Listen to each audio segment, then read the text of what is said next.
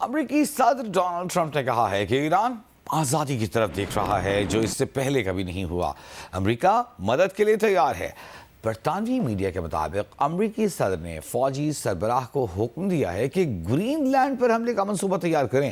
Senior امریکی فوجی green land پر حملے کے منصوبے کے مخالف ہیں۔ صدر ٹرمپ امریکی معیشت کی صورتحال سے توجہ ہٹانا چاہتے ہیں۔ صدر ٹرمپ مڈ ٹرم الیکشن سے پہلے ووٹرز کی توجہ بٹانا چاہتے ہیں۔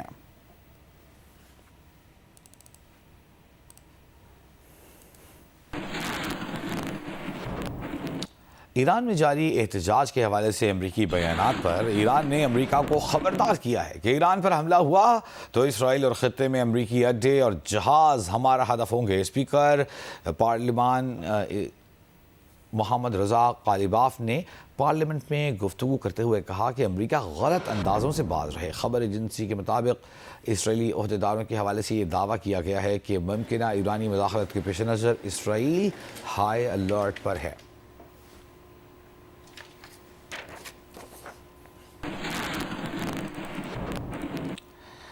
اور احتجاج کے پس منظر میں ایرانی پاسداران انقلاب گارڈز نے اسرائیل کے لیے جاسوسی کے الزام میں ایک غیر ملکی شخص کو گرفتار کر لیا۔ ایرانی خبر ایجنسی کے مطابق 24 گھنٹوں کے دوران 200 سے زائد افراد گرفتار ہوئے۔ ملزمان سے بھاری اسلحہ، بارود اور گرینیڈ برآمد ہوا۔ ایران میں پرتشدد مظاہروں میں 15 سیکیورٹی اہلکاروں سمیت 65 افراد ہلاک ہو چکے ہیں۔ مظاہرین نے عوامی اور سرکاری املاک کو نقصان پہنچایا۔ ایرانی ذرائع کے مطابق ایران میں 24 گھنٹوں کے دوران پرتشدد مظاہروں کے 200 سے زائد منتظمین گرفتار کیے گئے۔ بڑی تعداد میں اسلحہ برآمد کیا گیا۔ تہران میں مظاہروں کی شدت میں کمی آئی ہے۔ شمال مغربی تہران کے سوا باقی شہر میں ہفتے کو صورتحال پرامن رہی۔ اسرائیل کے لیے جاسوسی کے الزام میں ایک غیر ملکی شہری گرفتار۔ ایرانی حکومت نے کہا کہ پرامن مظاہرہ کرنے والوں پر احتجاج کی کوئی پابندی نہیں، تاہم غیر ملکی آقاؤں کے ایما پر احتجاج کی آڑ میں مسجدوں، سرکاری دفاتر اور شہریوں کی املاک کا جلاؤ گراؤ اور توڑ پھوڑ کرنے والے عناصر سے سختی سے نمٹا جائے گا۔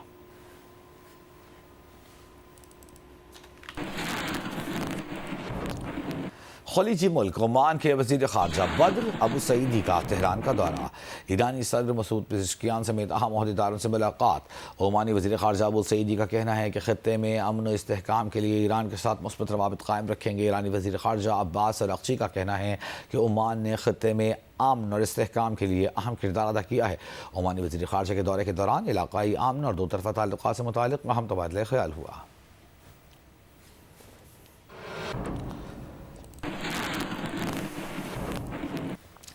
کچھ دیگر خبریں شامل کرتے ہیں۔ پاکستان کے نائب وزیر اعظم و وزیر خارجہ اسحاق ڈار نے جدہ میں اسرائیل کی جانب سے صومالی لینڈ کو تسلیم کرنے پر OIC کی وزرائے خارجہ کونسل کے غیر معمولی اجلاس سے خطاب کرتے ہوئے کہا کہ صومالی لینڈ صومالیہ کا غیر متنازع اور اٹوٹ علاقہ ہے۔ کوئی بیرونی ادارہ یا ریاست اس حقیقت کو بدلنے کا قانونی یا اخلاقی حق نہیں رکھتا۔ اسرائیلی اقدام صومالیہ کے بین الاقوامی طور پر تسلیم شدہ سرحدوں میں براہ راست حملہ ہے۔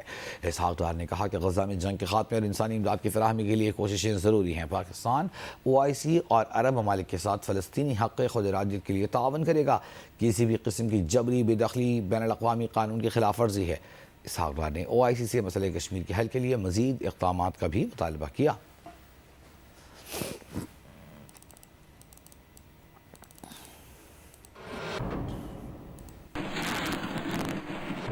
Pakistan's unwavering support for the sovereignty, unity and territorial integrity of the Federal Republic of Somalia.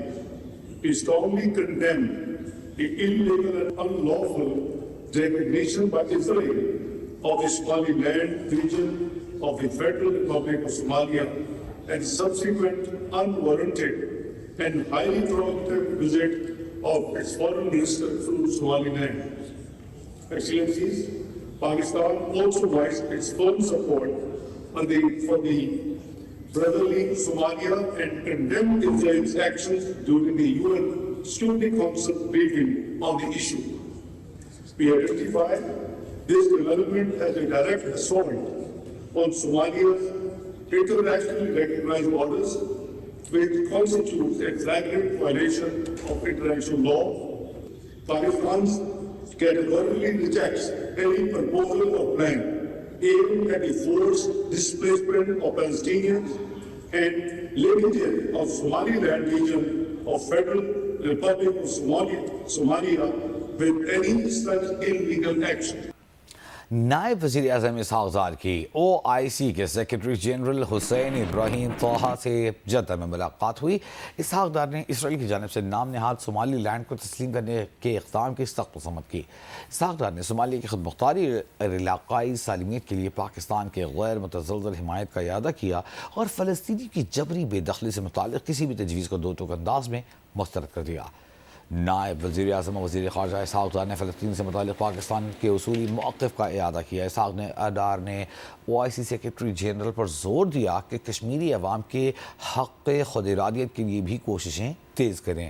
کہا مسئلہ کشمیر اقوام متحدہ کی قراردادوں کے مطابق حل ہونا چاہیے۔ OIC کے سیکرٹری جنرل نے OIC میں پاکستان کے مسلسل تعمیری کردار کو سراہا اور مسلم امہ کے اہم معاملات پر پاکستان کی بھرپور وکالت کو قابل تحسین قرار دیا۔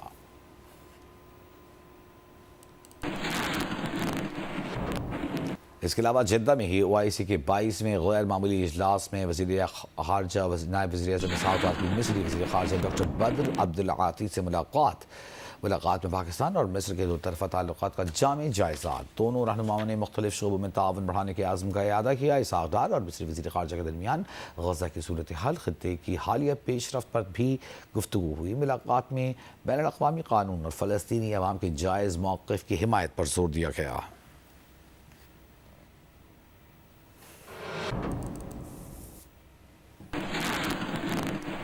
وفاقی وزیر مواصلات علیم خان اس وقت ورکرز کنونشن سے خطاب کر رہے ہیں، آپ کو دکھاتے ہیں۔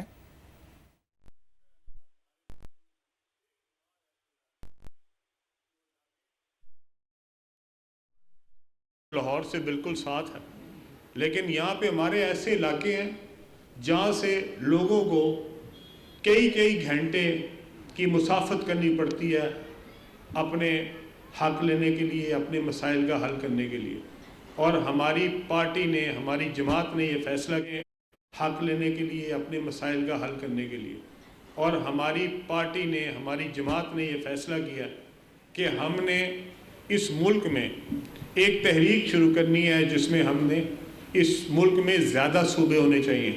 وہ صوبے کیوں ہونے چاہیے؟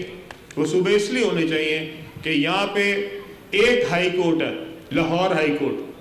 اگر لاہور ہائی کورٹ میں کسی نے راجن پور سے آنا ہو، لیا سے آنا ہو، ڈی جی خان سے آنا ہو، تو کتنی مسافت کر کے وہ ہائی کورٹ پہنچتا ہے، اور وہاں جب پہنچتا ہے اس کو پتہ لگتا ہے کہ جناب آج جج صاحب نہیں بیٹھے، آج وکیل صاحب چھٹی دے رہے ہیں، پھر کہاں جائے؟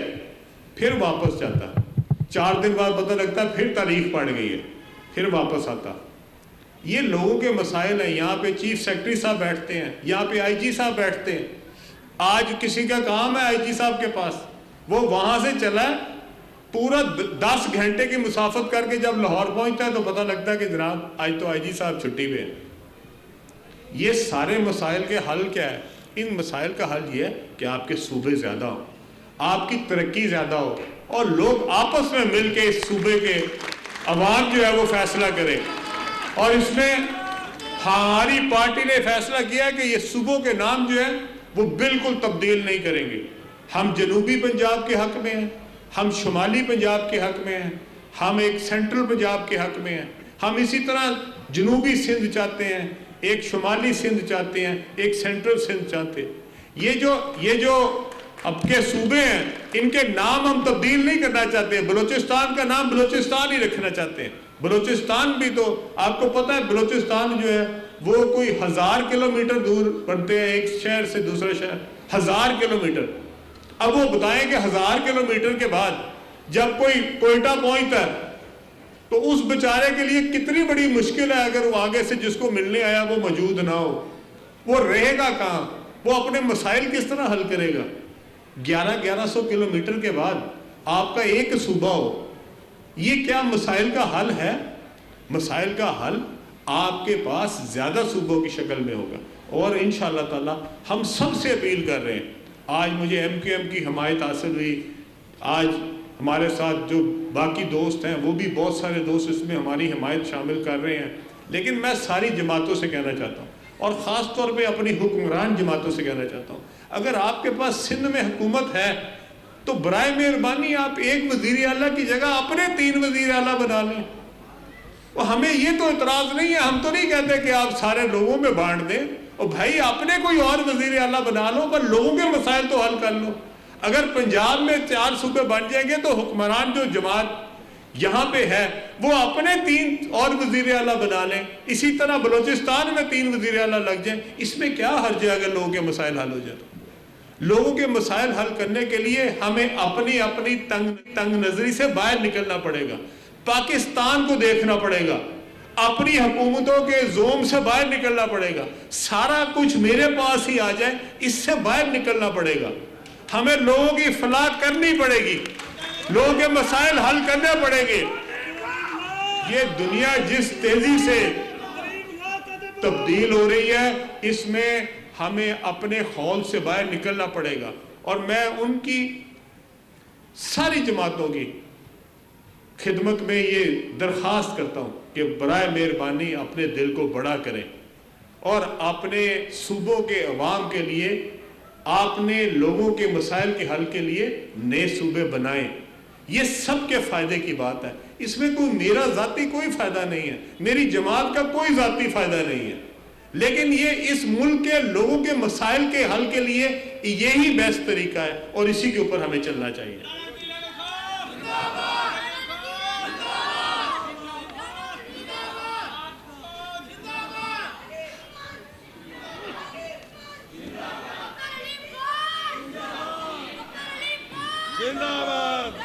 وزیر برائے مواصلات عبدالعلیم خان اس وقت کاموکی میں گفتگو کر رہے تھے. اہم خبر آپ کو دیں گے. کراچی میں پی ٹی آئی کے جلسے کے پیش نظر سیکیورٹی کے سخت انتظامات کیے گئے ہیں. تفصیل جانیں گے نمائندے جیو نیوز ذیشان شاہ سے. ذیشان شاہ, بتائیے گا کیا اس وقت سیکیورٹی کی صورتحال ہے, کس طرح لوگوں کی حفاظت کو یقینی بنایا جا رہا ہے؟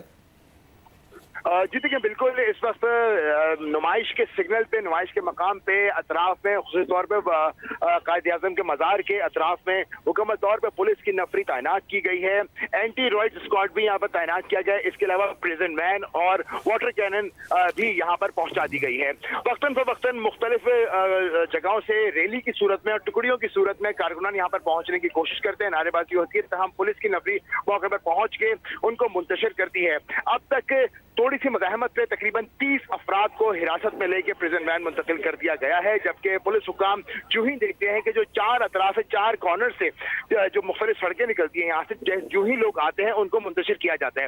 میں سارا بتا چلوں, مزار قائد کی جو اطراف میں جو سڑک خداداد کی جانب سے مزار قائد کی جانب آتی ہے, خداداد سگنل سے اس سڑک کو بند کر دیا گیا ہے. اس کے علاوہ ابتدائی طور پہ گرو مندر کے مقام سے سڑک کو بند کیا گیا تھا, تاہم اب لسبیلا جانے والی جو سڑک ہے, لسبیلا سے آنے والی جو سڑک ہے, وہ ایک ٹریک مکمل طور پہ ٹریفک کے لیے بند کر دی گئی ہے. دوسری جانب اس وقت ایم اے جناح روڈ کو ٹریفک کے لیے کھولا گیا ہے. وقتاً فوقتاً جو ہی یہاں پہ رش جمع ہو جاتا ہے تو پولیس کی نفری رش کو منتشر کرتی ہے اور اسی دوران میں ٹریفک کو بھی گزارا جا رہا ہے.